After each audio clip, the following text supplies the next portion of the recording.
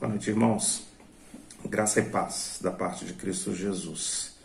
Irmãos, um prazer estar mais uma vez aqui com você, compartilhando a palavra de Deus, participando desse momento devocional, desse culto, desse estudo doutrinário, estudo da palavra do Senhor, ainda em meio a essa pandemia, a esse problema que nós estamos enfrentando na área da saúde, e por isso ainda impossibilitados de fazermos os nossos cultos de forma pública, na companhia dos irmãos, mas até que as coisas se normalizem, até que seja da vontade de Deus que as coisas se normalizem, nós estaremos então usando esse canal, a nossa página no Facebook, a nossa conta no YouTube, para transmitir os nossos cultos todo domingo às 19 horas, os nossos estudos todas as quintas, 19h30, e também o nosso projeto Caminhando pelos Salmos, que é um projeto que visa consolar, confortar o nosso coração através da leitura diária dos Salmos. Então, todos os dias, um obreiro diferente, um pastor diferente, um evangelista diferente trará um dos salmos sequenciais como mensagem de esperança para mim e para você. São vídeos muito curtos, você pode assisti-los diariamente, compartilhar caso queira, certamente você estará abençoando a outros.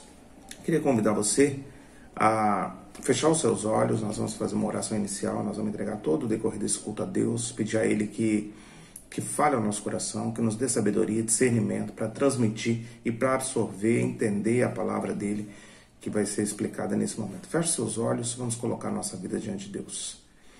Senhor, nós queremos dar graças ao Teu nome, louvar o Teu nome, porque quando o Senhor pensou nessa quinta-feira, o Senhor nos incluiu. Agradecemos ao Senhor por cuidar de cada um de nós, por nos dar saúde nesse dia e por nos dar a oportunidade, Deus, de nos debruçarmos sobre a Tua palavra para aprendermos um pouco mais aquilo ou a respeito daquilo que o Senhor tem a nos dizer. Queremos pedir ao Senhor que no nome de Jesus abençoe a minha vida, a vida de cada um que me ouve nesse momento, que o Teu Santo Espírito possa nos dar entendimento da Tua palavra, para que nós possamos ser não apenas ouvintes, mas também praticantes da mesma. Cuida do nosso coração, tira toda a distração que possa vir a nos atrapalhar nessa noite. Essa é a oração que eu faço, Pai, em nome de Jesus. Amém. Queria convidar você então a abrir a sua Bíblia no livro dos Salmos. Salmo 142 é o salmo que nós faremos a leitura então, como texto inicial nessa noite. Salmo 142, eu farei leitura, os irmãos, por favor, onde quer que estejam, acompanhem de forma reverente a palavra. Ao Senhor ergo a minha voz e clamo, com a minha voz suplico ao Senhor. Derramo perante Ele a minha queixa, à sua presença exponho a minha tribulação. Quando dentro de mim me esmorece o espírito, conheces a minha vereda.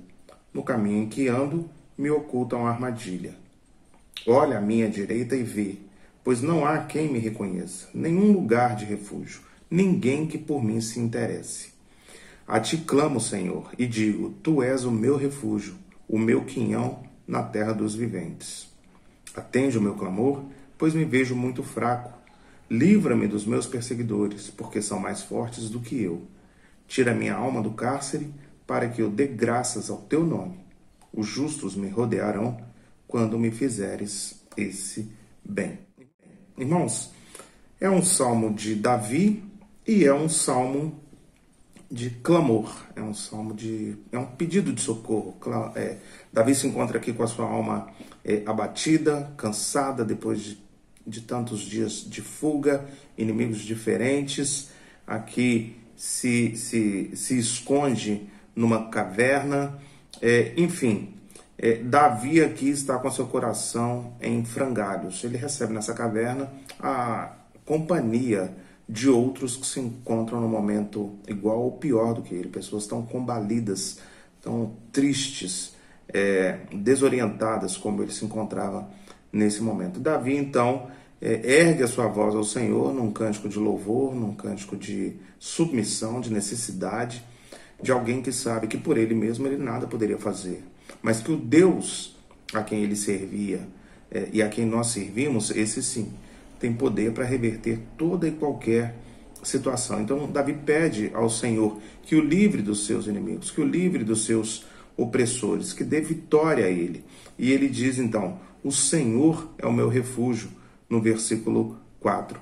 Irmãos, independente do momento em que nós estivermos atravessando, da luta pela qual nós estivermos passando, jamais, em momento algum, pode sair da nossa mente que o Senhor é o nosso refúgio bem presente, que o Senhor é o nosso consolo, que o Senhor é aquele lugar de proteção, é aquela caverna que nos protege, que nos guarda. Assim como a galinha abriga os seus pintainhos debaixo das suas asas, o Senhor então nos abriga e nos guarda no dia da calamidade. Mas talvez a alma de Davi, talvez não nesse momento específico, mas em vários outros momentos, certamente a alma de Davi se encontrava presa também em um cárcere também, mas não um cárcere físico, não em uma caverna, não em um momento de temor, mas se encontrava aprisionada pelos pecados de Davi, pelas faltas que ele cometia.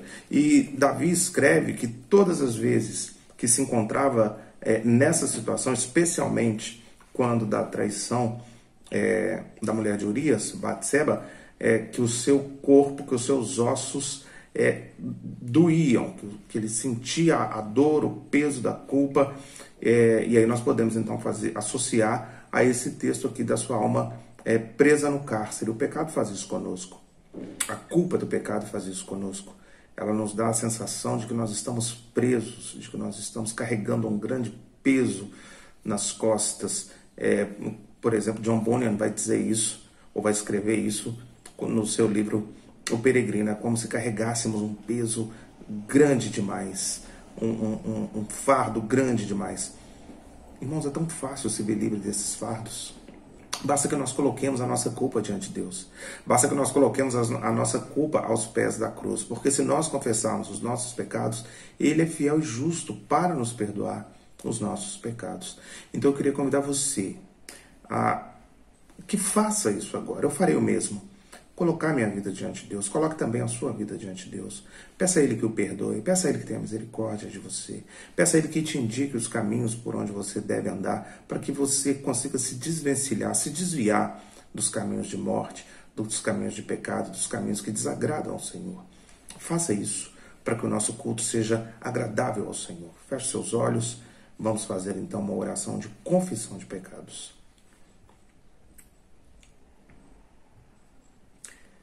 Meu Deus e meu Pai, como nós temos falhado para com o Senhor, Deus. Como nós temos nos desviado dos seus caminhos. Como nós temos, Deus, feito coisas que desagradam ao Senhor, que vão contra a sua lei, os seus decretos, que vão contra as suas ordenanças, que ferem, que mancham a tua santidade, uma vez que somos seguidores do Senhor, imitadores do Senhor. Ó Pai, tende misericórdia de nós. Olha para nós com um olhar de misericórdia, Deus. Porque se não fossem as tuas misericórdias, ai de nós. Nós sabemos que as suas misericórdias sobre o teu povo não têm fim. E é por conta disso, Deus, que nós colocamos mais uma vez aos teus pés, prostrados aos seus pés, humilhados, pedindo ao Senhor que nos perdoe, que faça de nós pessoas melhores, que sonde o nosso coração e que nós possamos nos ver, dia após dia, livres desse pecado que tenazmente nos assedia. Recebe, Deus, a nossa oração de confissão de pecados. Recebe, Deus, a nossa vergonha, o nosso opróbio. Tem misericórdia de nós. Nós fazemos essa oração não confiados em nós mesmos, porque é grande a chance de amanhã ou depois cairmos de novo, pecarmos de novo. Mas nós fazemos essa confissão, Senhor, essa oração, confiados unicamente nos méritos, na santidade, na pureza, na infalibilidade do nosso Senhor e Salvador Jesus Cristo. Amém. Muito bem, irmãos, eu convido você então a mais uma vez abrir a sua Bíblia para que nós possamos fazer a leitura de mais um texto. Mais uma vez leremos no livro dos Salmos. Salmos, agora faremos a leitura do Salmo 73. Salmo 73, leremos apenas um versículo desse salmo, o versículo 1, é um salmo de Asaf. Salmo 73, apenas o versículo 1, a palavra vai dizer assim: com efeito, Deus é bom para com Israel, para com os de coração limpo. Irmãos, uma vez perdoados, nós imediatamente sentimos o peso da culpa saindo de sobre os nossos ombros, não a culpa, o arrependimento para a vida. Essa acontece apenas uma vez. Todos os nossos pecados foram levados, foram colocados sobre as costas do nosso Senhor naquele madeiro. Mas as nossas culpas diárias que nos afastam de Deus, que entristecem o nosso espírito, que atrapalham e atrasam a nossa caminhada, o nosso crescimento espiritual, a nossa santidade.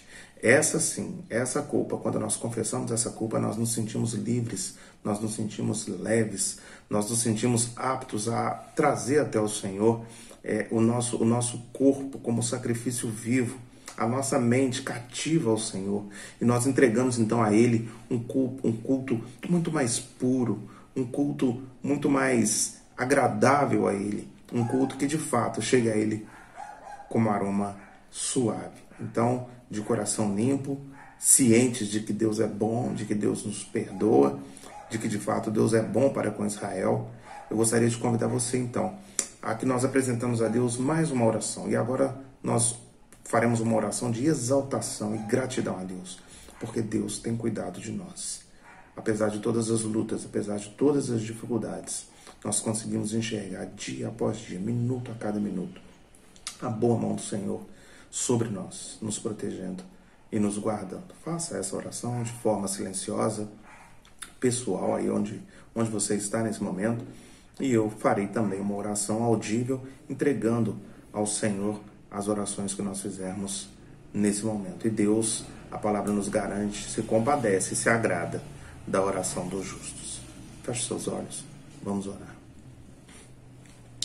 Senhor, nós queremos nos colocar mais uma vez na Tua presença, e agora de uma forma, Deus, jubilosa, de uma forma festiva, de uma forma alegre, porque reconhecemos que o Senhor é conosco. Reconhecemos que do alto vem o nosso socorro. Reconhecemos que o Senhor é o nosso refúgio bem presente na tribulação. Reconhecemos que o Senhor é o nosso Senhor, o nosso Salvador, o nosso Pastor Supremo. E por isso te damos graças, por isso te louvamos, por isso te bendizemos, por isso testemunhamos com todos aqueles com os quais convivemos, que nós tememos e servimos a um Deus bom, justo e fiel. Um Deus que tem nos sustentado, um Deus que tem cuidado de nós, um Deus que não nos permite faltar o pão de cada dia, um Deus que nos deu a salvação em Cristo Jesus, um Deus que perdoa os nossos pecados, um Deus que caminha lado a lado conosco, nas intempéries da vida, nas lutas da vida, nas batalhas diárias que precisamos enfrentar. Louvado seja Deus por Jesus Cristo. Nós somos gratos ao Senhor, nós exaltamos o seu nome, Pai, porque o Senhor é um Deus onde não há sombra sequer de arrependimento, onde não há sombra sequer de maldade, onde não há sombra sequer de falta de cuidado para com o teu povo. Muito pelo contrário, o Senhor é fiel e vem cumprindo dia após dia as promessas que fez ao teu povo. Nós te louvamos por isso, nós exaltamos o teu nome por isso, e nós compartilhamos junto com os santos de um espírito de gratidão, de louvor e de júbilo por tudo que o Senhor fez, faz e fará. Louvamos, exaltamos o teu nome e oramos no nome santo de Cristo Jesus. Amém. Muito bem, meus irmãos, eu queria convidar você então a que possamos juntos caminharmos até a epístola que Paulo escreve aos Romanos, em seu capítulo 14. Romanos, capítulo 14. Hoje nós iremos trabalhar o texto que vai dos versículos 13 ao versículo 23, uma vez que na semana passada fizemos ou caminhamos pelo primeiro bloco de Romanos 14. Romanos 14, eu farei a leitura dos versos 13 ao 23, a palavra do Senhor vai nos dizer assim: não nos julguemos mais uns aos outros, pelo contrário, tomai o propósito de não pôr tropeço ou escândalo ao vosso irmão. Eu sei e estou persuadido no Senhor Jesus de que nenhuma coisa é de si mesma impura, salvo para aquele que assim a considera. Para esse é impura. Se por causa de comida o teu irmão se entristece, já não anda segundo o amor fraternal. Por causa da tua comida, não o faça perecer aquele a favor de quem Cristo morreu. Não seja, pois, vituperado o vosso bem, porque o reino de Deus não é comida nem bebida, mas justiça e paz, e alegria no Espírito Santo. Aquele que deste modo serve a Cristo é agradável a Deus e aprovado pelos homens. Assim, pois, seguimos as coisas da paz e também as da edificação de uns para com os outros. Não destruas a obra de Deus por causa da comida. Todas as coisas, na verdade, são limpas, mas é mal para o homem o comer com escândalo. É bom não comer carne, nem beber vinho, nem fazer qualquer outra coisa com que teu irmão venha a tropeçar, ou se ofender, ou se enfraquecer. A fé que tens, tem-na para ti mesmo perante Deus. Bem-aventurado é aquele que não se condena naquilo que aprova. Mas aquele que tem dúvidas é condenado se comer, porque o que faz não provém de fé, e tudo que não provém de fé é pecado. Muito bem, irmãos.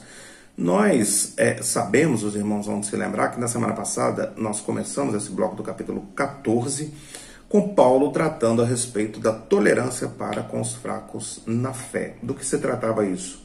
Paulo escreve aqui aos cristãos de Roma porque havia uma polêmica entre eles a respeito do que se podia e o que não se podia comer, e a respeito também dos dias santos. Alguns judeus convertidos ainda tinham como princípios guardar algumas ordenanças da lei mosaica, da lei de Moisés, ainda que alcançados pela graça e ainda que houvessem crido em Jesus Cristo, se convertido ao cristianismo, ainda guardavam algumas dessas práticas ritualísticas do Antigo Testamento. E por isso, Paulo então escreve, porque havia uma polêmica entre aqueles que já haviam ultrapassado essa barreira ritualística, já haviam compreendido o Evangelho, haviam compreendido que as leis cerimoniais se cumpriam em Cristo e que por isso não havia mais a necessidade de guardá-las. Esses são aos que o Paulo se refere aqui, os fortes na fé, e a polêmica contra aqueles que ainda não haviam compreendido isso, que ainda estavam no início da sua caminhada, que são aqueles a quem Paulo chama de fracos na fé. Paulo dizia a eles, ou escrevia a eles, no início do capítulo 14, que aqueles que se consideravam fortes não deviam desprezar os fracos. E, por outro lado, aqueles fracos não deviam julgar aqueles mais fortes na fé, aqueles que já estavam abrindo mão dos costumes do judaísmo, da lei mosaica. Muito bem. Então, Paulo vai dizer, no capítulo 14, dos versos 1 ao 12, vai escrever a respeito disso. E ele vai fechar esse primeiro bloco que nós trabalhamos na semana passada, no versículo 12, dizendo: assim, pois, cada um de nós dará contas de si mesmo a Deus. Ou seja, pare de considerar que o seu irmão, um cristão como você, está errado por fazer ou não fazer uso de determinada comida, de determinada bebida. Pare de ser o juiz do seu irmão, porque cada um de nós prestará contas a Deus. Então Deus é que dirá se cada um de nós estávamos certos ou errados nessa questão.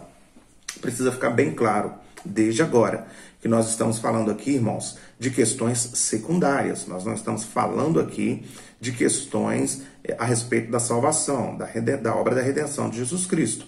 Algumas questões, elas são inegociáveis, indiscutíveis. Não é disso que se trata. Nós estamos falando aqui de costumes, de questões secundárias, de questões periféricas, como, por exemplo, comer esse alimento ou guardar esse ou aquele dia.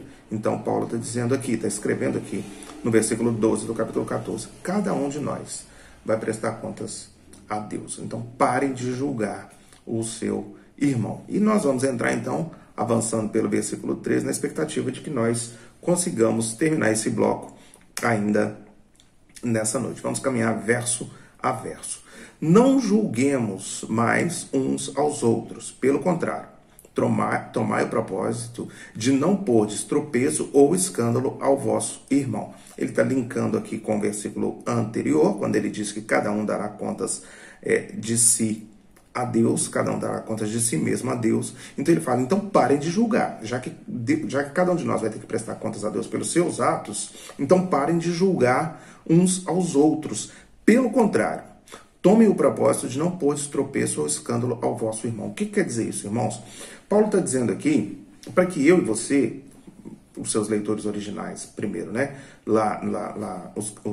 Os cristãos em Roma, para que eles não se tornassem, não se transformassem em pedra de tropeço para os cristãos mais fracos. O que seria pedra de tropeço? Seria alguém que toma uma determinada atitude e por conta dessa atitude que ele toma, por conta da liberdade que Cristo nos trouxe, nos deu, por conta dessa liberdade, ele vira a atrasar o crescimento, o processo de crescimento espiritual do seu irmão. Vamos dar um exemplo.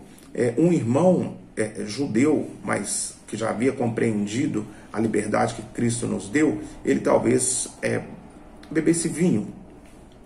E aquele cristão recém-convertido ainda entendia que beber o vinho não fosse um hábito saudável para um cristão, que o cristão devia se abster disso. Então, quando Paulo diz pedra de tropeço, o que ele quer dizer esse cristão que acha que não tem problema tomar vinho, se ele está próximo de um cristão que acha que tem problema tomar vinho, então que ele não beba. Que ele, mesmo tendo a liberdade de tomar moderadamente o vinho, que ele não beba, porque ele vai se tornar pedra de tropeço para o irmão que ainda não entendeu isso. E mais, esse irmão que acha que não é saudável para um cristão, para um crente, beber vinho, ele pode vir a tomar então o vinho porque ele viu o irmão mais forte na fé fazer. Só que o irmão mais forte na fé talvez tome um gole de vinho e pare por aí. O cristão mais novo na fé, talvez um gole de vinho que ele toma, ele já vai se embriagar. E se ele se embriagar, ele cai em pecado. Então, o cristão mais velho se tornará pedra de tropeço para o mais novo. Então, o que Paulo está dizendo aqui se houver alguma questão em que você entende, em que aquela situação fará com que alguma prática sua, algo que você fizer, alguma ação sua, vai se tornar em pedra de tropeço, vai confundir ou escandalizar, é o que ele usa aí no final do verso 13, ao seu irmão, não o faça. Não o faça. Vamos contextualizar, trazer para os nossos dias aqui, para ficar uma questão que é recorrente, uma discussão recorrente nos nossos dias, música secular. O cristão pode ou não pode ouvir música secular? Pois bem, trazendo para os nossos dias, contextualizando o que Paulo está dizendo aqui se você entra no seu carro e liga lá uma música secular, e entra no seu carro para dar carona para um novo convertido, e esse novo convertido acredita que ouvir a música secular é um escândalo, é algo que um crente não deve fazer, então não ouça, não ligue. Se você crê de forma firme no seu coração, e o versículo 23 vai falar isso, então não vamos antecipar, nós vamos deixar para falar lá no versículo 23. Mas se você crê do fundo do seu coração que ouvir música secular não é pecado, ouça, você tem a liberdade para ouvir. Cada um será julgado por seus atos, versículo 12. Mas não permita que isso escandalize o seu irmão, e mais do que isso, não tente enfiar isso na cabeça do seu irmão. Deixe que o seu irmão aprenda, deixe que o seu irmão conheça a verdade, deixe que o seu irmão caminhe, deixe que o seu irmão crie para si mesmo aquilo que ele pode ou não pode fazer dentro do que a Bíblia proíbe ou exige, dentro das questões amorais da Bíblia. A Bíblia proíbe, então ela proíbe, ponto final. A Bíblia exige, então ela exige, ponto final. Mas o que ela não proíbe, o que ela não exige, é do que Paulo está tratando aqui. Então, irmãos, o versículo 14, Paulo vai dizer: eu sei e estou persuadido, convencido no Senhor Jesus, de que nenhuma coisa é de si mesma impura, salvo para aquele que assim a considera, para esse é impura. Então Paulo está dizendo aqui, e ele, com a sabedoria que o Espírito lhe dá, soprando, ruá de Deus, o Espírito de Deus soprando para Paulo escrever aqui, ele já diz, olha, eu estou convencido no Senhor Jesus. Eu não estou convencido pelo que eu acho, pelo meu achismo, pelo que eu penso, pelo que minha vizinha falou, Eu estou convencido no Senhor Jesus. É o Senhor Jesus que me dá essa certeza, essa segurança para falar o que eu vou falar agora. E o que ele fala? Nenhuma coisa é impura em si mesmo, salvo para aquele que assim a considera. Para esse é impura. Nenhuma coisa é impura em si mesmo. Tudo que Deus criou, todas as coisas materiais que Deus criou são boas. Então, nada é impuro em si mesmo, a menos que para aquela pessoa já creia que aquilo é impuro e aquilo possa fazer com que ela se escandalize, ou que ela tropece, ou que ela atrase o seu crescimento espiritual, ok? Então é disso que Paulo está dizendo aqui. Versículo 15.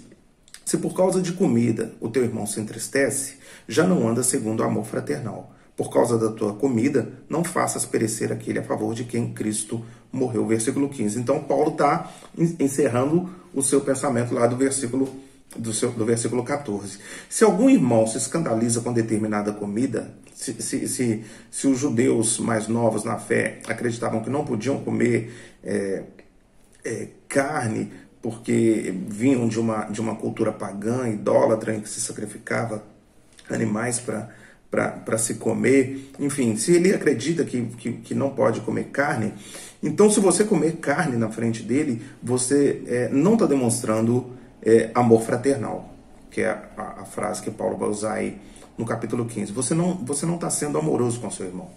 Se uma atitude sua faz com que seu irmão se entristeça, faz com que seu irmão pense: nossa, mas será que a gente podia fazer isso? Enche o coração do seu irmão de dúvidas. Se uma atitude sua faz com que ele entristeça, né, a palavra que está aqui, ou que ele pereça aqui, repito, nós não estamos falando aqui de obra de redenção, nós sabemos que uma vez salvo para sempre. Perecer aqui faz mais sentido com esmurecer da fé, com desanimar, com entristecer, com encher o coração de dúvida. Não, mas eu acreditava que era uma coisa, era outra. É atrasar o processo de santificação, atrasar o crescimento espiritual desse irmão. Então, se você, com as suas atitudes, corrobora para que isso aconteça, você não está agindo para com seu irmão de uma forma fraternal. Você não está expressando o seu amor fraternal. John Stott escreve algo parecido com: se Cristo morreu por esse seu irmão,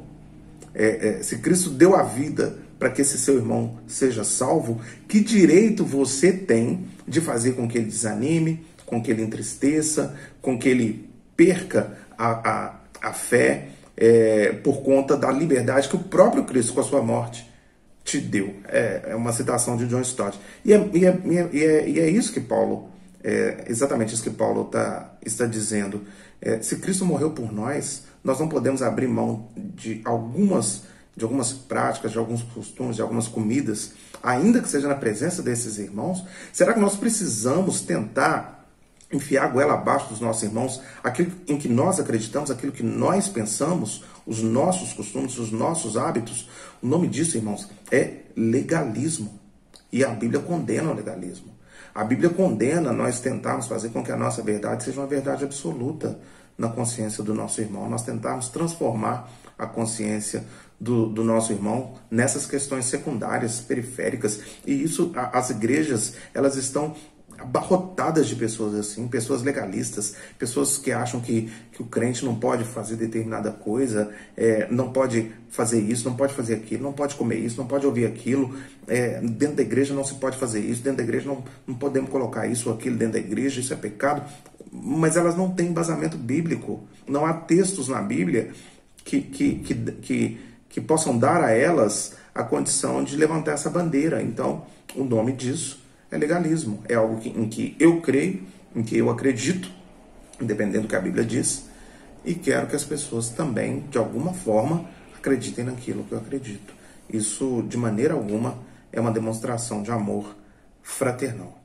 No versículo 16, Paulo vai dizer assim: não sejas, pois, vituperado o vosso bem, porque o reino de Deus não é comida nem bebida, mas justiça, paz, alegria no Espírito Santo. Vituperado aqui é criticado, condenado a sua atitude por você fazer com que alguém atrase o seu crescimento por conta de um gosto seu, por conta de algo que você pensa, mas que a Bíblia não proíbe. E aí ele vai no que talvez seja o verso chave desse bloco. Ele vai ele vai explicar o porquê.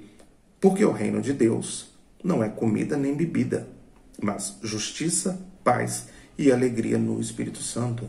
Porque, de uma forma geral, por favor, entendam o que eu vou dizer agora, porque Deus não está preocupado com o que você come ou com o que você deixa de comer, irmãos. Não é disso que se trata o reino de Deus. O reino de Deus se trata de justiça, paz e alegria no Espírito Santo.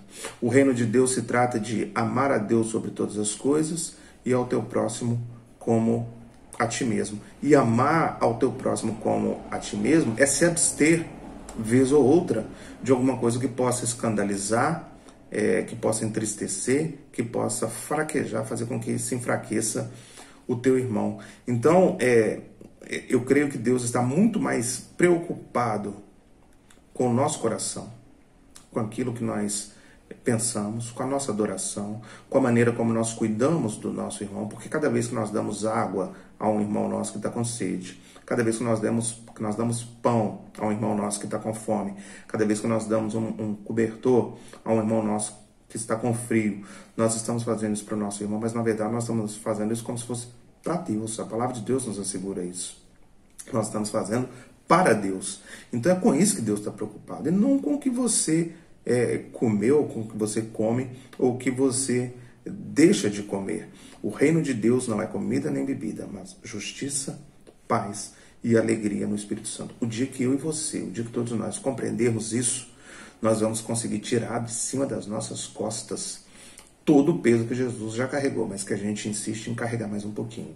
E aí a gente fica criando regra sobre regra, lei sobre lei, pesando sobre os crentes, pesando sobre nós mesmos, carregando fardos que nós não precisamos mais carregar. Fardos que se relacionam a leis e costumes, a questões secundárias, periféricas, em que gastamos muita energia, em que gastamos muito tempo, reuniões e mais reuniões, para tratar de assuntos que, a respeito da expansão do reino de Deus, não tem a menor importância. Vamos caminhar um pouco mais. Versículo 18. Aquele que deste modo serve a Cristo é agradável a Deus e aprovado pelos homens. Aquele que entende que o reino de Deus não é comida nem bebida, mas justiça, paz, alegria no Espírito Santo, e consegue viver assim, se despojando do legalismo, se despojando do achismo, se despojando do coronelismo que existe em algumas igrejas. É assim que tem que ser, nós não podemos sair daqui, é assim, sempre foi feito assim, vai ser feito assim. O dia que nós nos despojarmos disso, que nós conseguimos nos livrar disso, irmãos, então, desse modo, nós vamos fazer o que é agradável a Deus e aprovado pelos homens. Versículo 19. Assim, pois, seguimos as coisas da paz e também as da edificação de uns para com os outros. Ou seja, um versículo completando o outro. Quando conseguimos entender que o reino de Deus é justiça, paz e alegria, quando conseguimos fazer as coisas desse modo, agradaremos a Deus. Em Cristo, fazer essas coisas em Cristo, agradaremos a Deus. E assim seguiremos as coisas da paz e seremos edificados. Cresceremos em santidade todos nós. Todos nós. Conseguiremos nos ver livres dessas pequenas bobagens que atrasam, que nos agarram, que seguram, que nos impedem de crescer enquanto cristãos. A passagem de Jesus com a mulher adúltera, eu acho que ela cabe bem nesse momento, né? E quem nós temos sido? Quem nós temos sido nas questões do dia a dia da igreja? Nós temos sido aquele que pega a primeira pedra. Nossa, é para pegar a primeira pedra, Jesus? Vou pegar logo um bloco, então, um tijolo.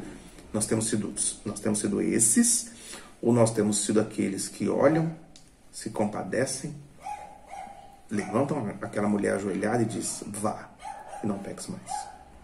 Quem nós temos sido, irmãos? E qual desses dois grupos é mais útil à igreja? Qual desses dois grupos é mais útil à expansão do reino do Senhor aqui na terra? Qual desses dois grupos agrada mais ao Senhor?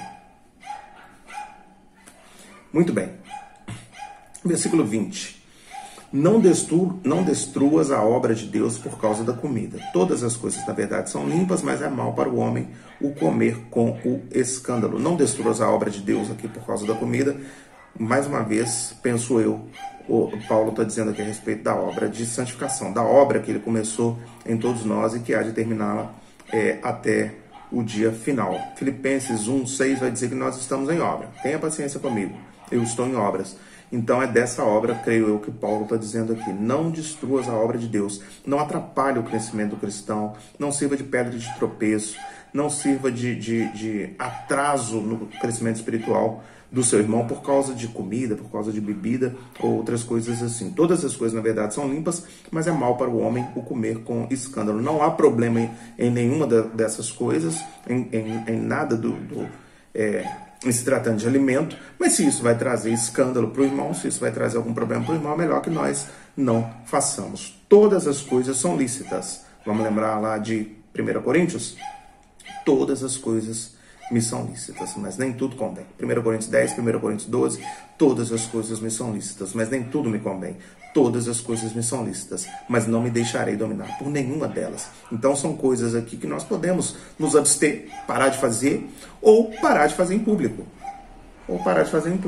Ok? Nós não estamos falando aqui de pecado, é sempre bom voltar nisso, nesse ponto, para ficar muito claro que nós não estamos falando aqui de pecado.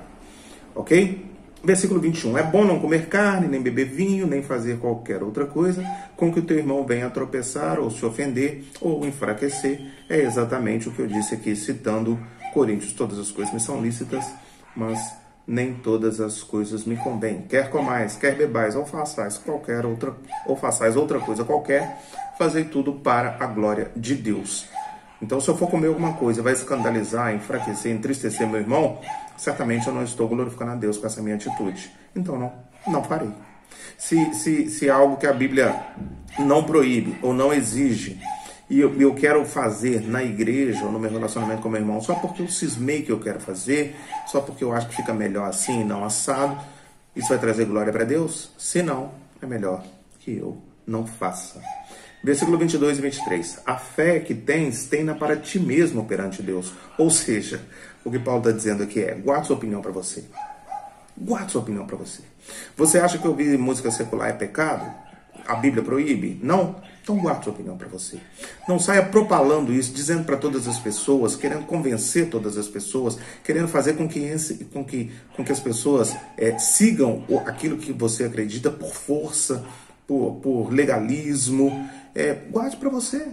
Guarde para você. A Bíblia fala, irmãos, que até um tolo calado passa por sábio. Então não sejais sábio aos seus próprios olhos. Não sejais sábios aos seus próprios olhos. A fé que você tem, guarda para você. Fica calado. Guarda a sua opinião para ti mesmo, perante Deus. Bem-aventurado é aquele que não se condena naquilo que aprova. Se você crê que não há problema em comer determinado alimento, coma. Se você crê que há problema, não coma só porque o outro está falando, porque aí você vai estar caindo em pecado. Porque aí você vai estar fazendo uma coisa que você não crê naquilo, e isso vai abrir uma porta para que você faça outras coisas que as pessoas te disserem que não é pecado, que não há problema, e você corre um risco muito grande de incorrer nesses outros erros, e aumentando isso cada dia mais. Então, se você crê que pode, faça. Se você crê que não pode, não faça. Não faça apenas porque o teu irmão está dizendo para que você faça. Tenha convicção ou não faça. É isso que está dizendo aí, se condena naquilo que aprova. E Paulo vai fechar esse bloco então dizendo, mas aquele que tem dúvidas é condenado a se comer, porque o que faz não provém de fé. E tudo que não provém de fé é pecado.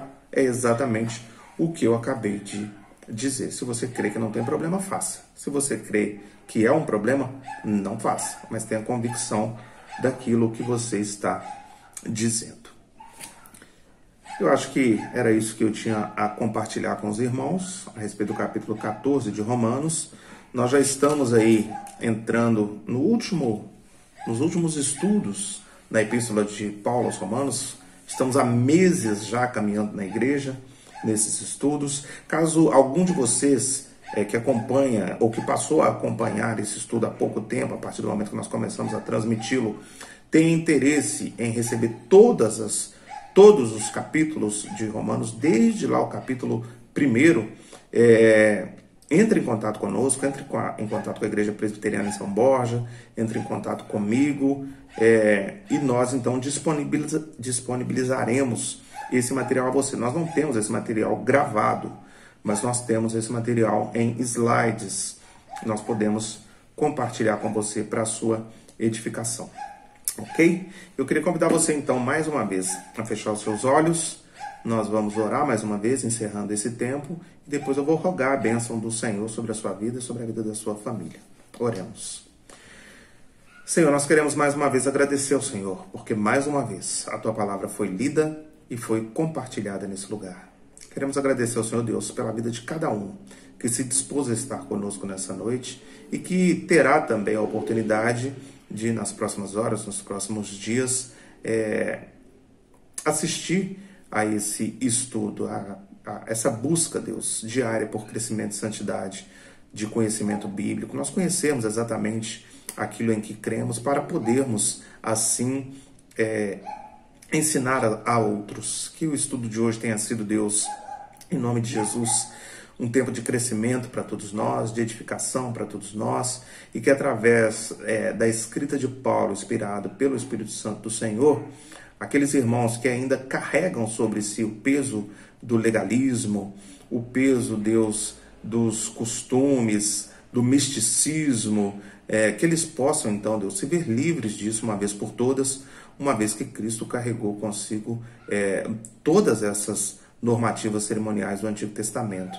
Que nós sejamos verdadeiramente livres em Cristo, mas não livres a ponto de cercear o direito do nosso irmão, de escandalizar, de chocar, de enfraquecer o nosso irmão com as nossas atitudes. E que nós também, de maneira alguma, possamos, Deus, zombar, escarnecer dos nossos irmãos que ainda não têm a mesma compreensão que nós. Cuida do nosso coração, porque ele é, sim, enganoso, desesperadamente corrupto, tendencioso ao mal. Cuida do nosso coração, em nome de Jesus. Abençoa a vida de cada um que participou conosco desse tempo. Que o Senhor nos conceda uma noite de paz, uma noite de saúde, uma noite de descanso, e que, em nome de Jesus, todos nós possamos estar alicerçados na doutrina dos apóstolos, na fé que nos foi entregue pelos santos. Eu oro agradecido ao Senhor, no nome de Jesus. Amém. Agora, amados irmãos, povo de Deus, que a graça do nosso Senhor Jesus Cristo, que o amor de Deus, o nosso Pai, e que as doces, eternas consolações do Espírito Santo sobre vós repousem, sobre vós permaneçam, capacitando-nos a aguardar com alegria, com esperança e sem nenhum tipo de peso a volta daquele que carregou todos os pesos por nós. Maranata, vem, Senhor Jesus. Amém, amém e amém. Muito obrigado mais uma vez, e eu espero você domingo às 19 horas na nossa página no Facebook e também na nossa conta no YouTube. Domingo às 19 horas para o nosso culto solene ao nosso Deus. E diariamente, nesses dois canais, a nossa série de devocionais Caminhando pelos Salmos. Um tempo de consolo e conforto nesses tempos de preocupação e luta. Uma boa noite. Deus abençoe a cada um de vocês, em nome do Senhor Jesus.